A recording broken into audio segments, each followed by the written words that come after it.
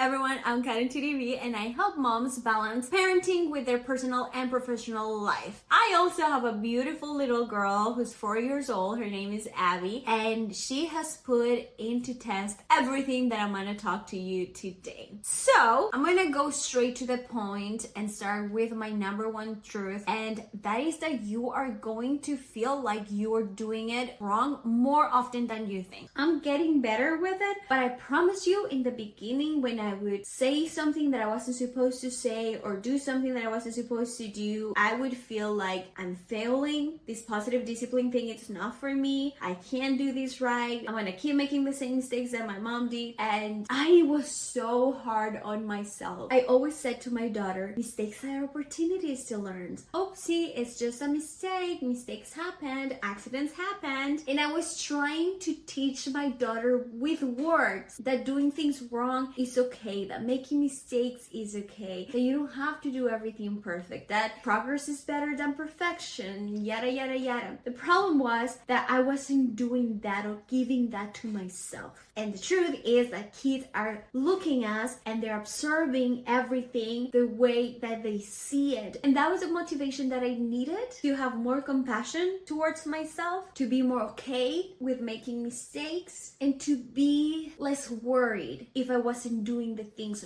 right or perfect. I wish we as parents could treat ourselves the way that we treat our kids sometimes. You love your kids, you see your kids with such love and respect and admiration. I wish we could see ourselves the same way, because we are. Like, these little humans came from us. They're so special because you are special. The second truth is this: your healing is non-negotiable. You can't be a gentle or positive parent effectively without doing the inner work. What I thought being a gentle parent or a positive parent was doing the things like all the books say, or saying the things like the script that I read on Instagram was, or, having my house very perfectly organized and with all the perfect toys, yada, yada, yada. And what I didn't realize is positive discipline is not about none of that nonsense. That is the result of a lot of inner work, a lot of healing, a lot of self-reflection, and a lot of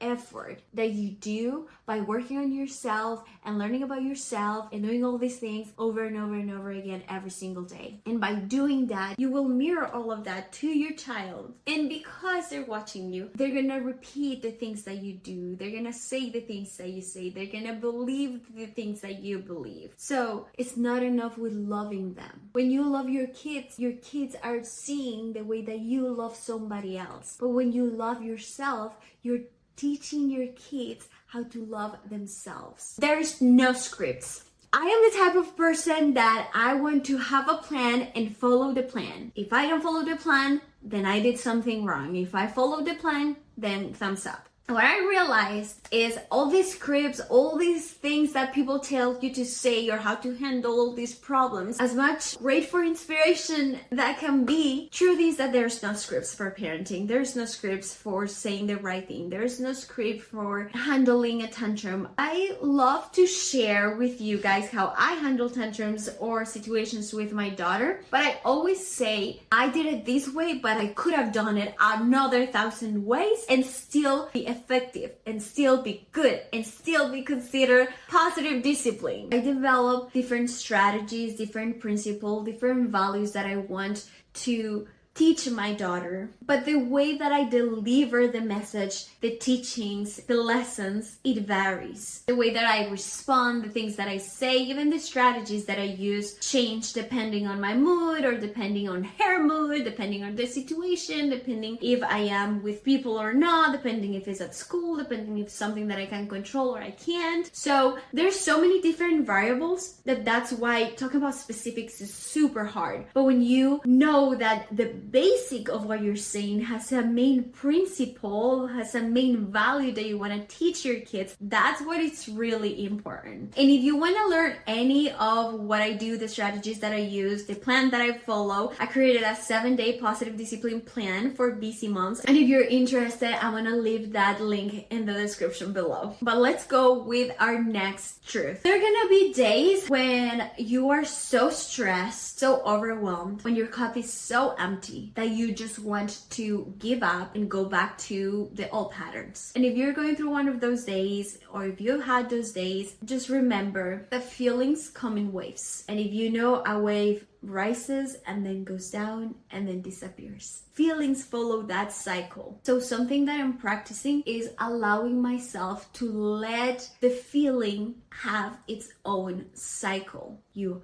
have a feeling, it rises, and then it slows down, and then it goes. And that same thing happens when you're angry, when you're sad, when you're happy, when you're excited. Good feelings, bad feelings, whatever category you want to put it on. And what I'm practicing is allowing myself to feel those feelings, allowing myself to go through it, to feel the emotion, and know and trust that all of these emotions come and then go. It gets worse before it gets better. The thing with positive discipline is that if you're doing it since the beginning, great, because that's the only parenting your kids are exposed to, right? But if you're starting at a point where your kid is even 1, 2, 3, 4, whatever age they are, then you gotta understand that we are creatures of habit, which means that even if it's serving us or not, we are used to the same patterns, the same habits. So when there's a change where you decide to do things differently, then kids are gonna push back because they don't feel comfortable. It's scary when there's something new happening. And so what's gonna happen is that they're misbehaving, and then you decide to make a change and practice positive discipline. And what that's gonna happen is that those misbehaviors that weren't that big are gonna start being so big and being so big. But then with time, there's gonna be a little stuff, and then it's gonna be a misbehavior. Then it's gonna be more time, misbehavior. And then after they get worse, it's just gonna get better. So when I'm talking to my clients and they're like, this is so bad, they're reacting, they're throwing tantrums, I always remind them, listen, it's not gonna last forever. And you gotta trust the process. And you gotta trust that you're making the right choice. And if it feels good in your heart, if you know that what you're doing is the right things, just stick to it. Do not give up. I promise you that it's the same as our feelings. It comes in waves. It's gonna get worse and then it's gonna get better. But you have to push through the worst part. You are going to feel judged by everybody. Your parents, your in-laws, your partner, your friends, everybody. Especially if you are not doing it right. I remember in the beginning, I would talk about positive discipline, Montessori, all of this with everybody because I was super proud of it. I was super excited. I was super into it. And I remember in the beginning, my daughter would do something or yell or misbehave or something where in front of people, I'd be like, hey, or do a look or say something or yell or whatever I did. And I remember the first thing people would say, especially people close to me, would be like, look at that positive discipline. And I used to feel so judged, so bad. I'm like, I should just shut up.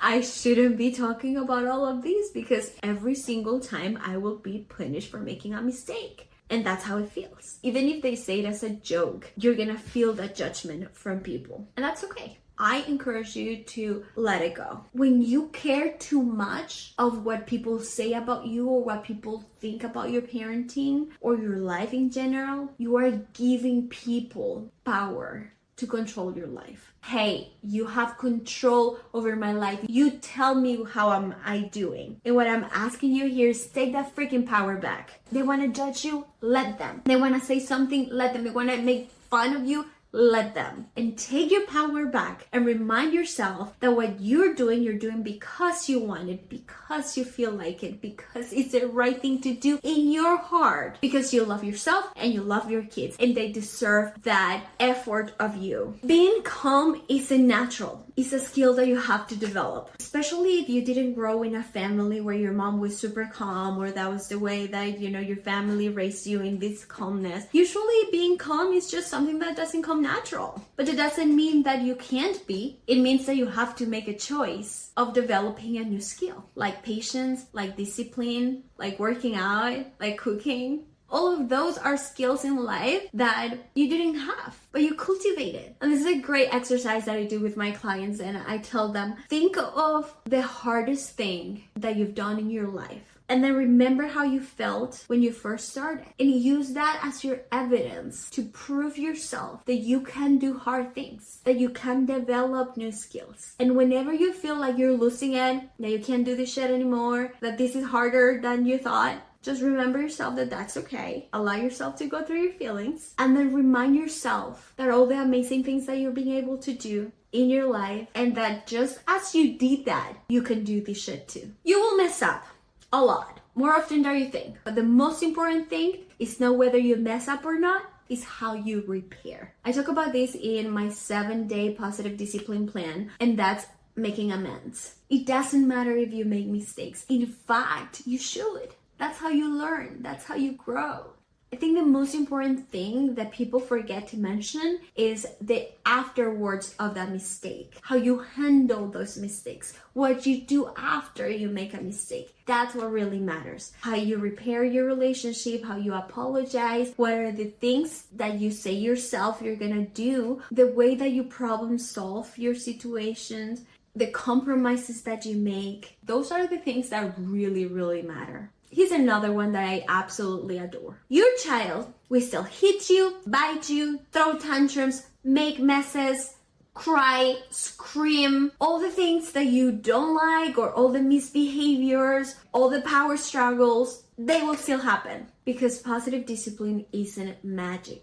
I think that people don't understand that positive discipline isn't about avoiding those things. Because by the way, all of those things are developmentally appropriate. If toddlers don't throw tantrums, I will be concerned. And although misbehaviors will decrease in frequency, that doesn't mean that it's not gonna happen. To me, positive discipline, more than avoiding or eliminating tantrums for good, is about cultivating a healthy relationship between my daughter and me. It's about learning to regulate myself so that I can help my daughter to regulate her own nervous system. It's about teaching my daughter the emotional skills that she will need in her own life. And that for me is the most important thing of all of this journey. You can force your spouse, caregivers, grandparents, friends, or anybody into doing the same things that you're doing. If you keep trying to control what you can't control, you're gonna burn out. I know that we want everybody on board. I know that we want people to treat our kids the same way that we treat them, or teach them things the way that we want to teach them. But the truth is that life doesn't work that way. The only thing that you can't control is what you do and the way that you react and the way that you parent your child. You can't control anybody else. And it sucks. Right? Because we don't want people to come and yell at our kids, or we don't want people to come and do things that we swore never do. And unfortunately that happens. You know, I co-parent, and I know that discipline looks very different in mommy's house and in daddy's house. And I can't do anything about it. There are battles that I choose not to fight. Because if I want to fight them, I'm going to lose. I'm going to lose myself in the process. And as defeated as it can feel, as frustrating, it's just the way that it is. And what I can focus on is on what I do, what I react, my journey. I stop putting energy into what others do or say, and put more energy into making sure that when my daughter is with me, I give her the best version of me as I can, and take the energy that I was wasting on other people and bring that energy and start focusing in what I can do better. How can I say things better? How can I compromise? Where is the next thing that I can work on? How can I show more compassion to myself? How can I show more compassion to my daughter? And finally, this whole thing about being a gentle parent, it's not about being gentle. It's about how we stay connected through the hardest times. How do we repair after making mistakes? How do we accept and love ourselves so that we can teach our kids to love and accept themselves? How do we regulate our own emotions so that we can show our kids how to regulate them? How do we treat ourselves and others so that we can teach our kids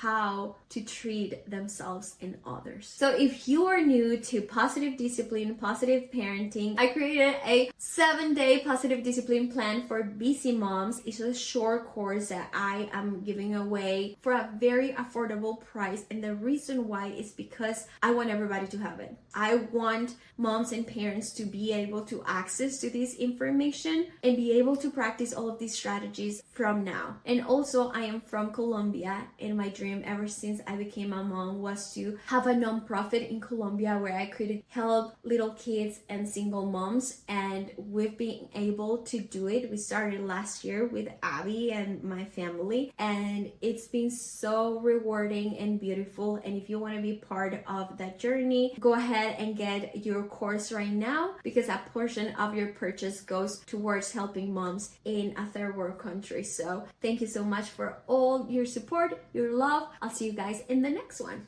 Bye.